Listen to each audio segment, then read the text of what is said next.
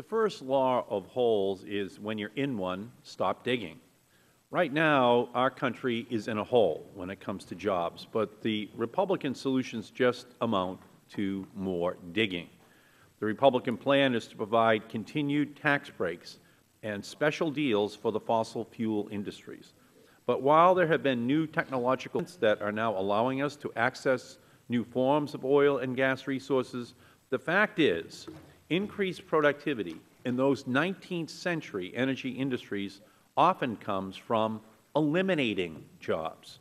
Today, I am releasing a Democratic staff report that shows that big oil is doing exactly that, eliminating jobs, despite booking record profits. Despite generating $546 billion in profits between 2005 and 2010, ExxonMobil, Chevron, Shell, and BP combined to reduce their U.S. workforce by 11,200 employees over the last 5 years.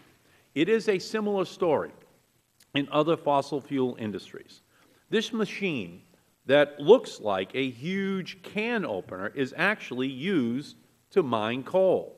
Thanks to heavy equipment like this, the U.S. coal production is up 22% since 1985 in the United States, a 22% increase in coal production, while coal mining jobs have dropped 48% over the exact same period of time. Profits in these industries are way up, but employment is way down.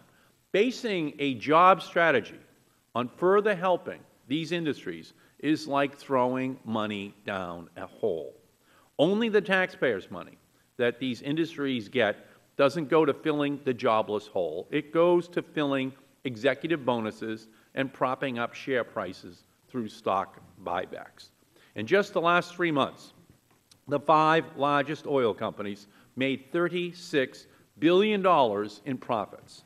They spent a combined $10 billion buying back their own stock to inflate its price and distributed $7 billion in dividends to investors. The big 5 oil companies also paid their top executives, from CEOs and senior vice presidents, nearly $220 million in 2010, accounting to an average salary of almost $8 million for these companies' senior managers. We need to be getting a better return on the taxpayers' investments. Innovation in 19th century energy industries usually takes the form of pink slips for the workers, while real technology-driven innovation actually creates new jobs. If we want to look where jobs are being created, look at what's happening in clean energy. Jobs in the wind industry are up 70% since 2007. There are now approximately the same number of people employed in the wind industry as there are in coal mining. 85,000 workers apiece in coal and wind in the United States today.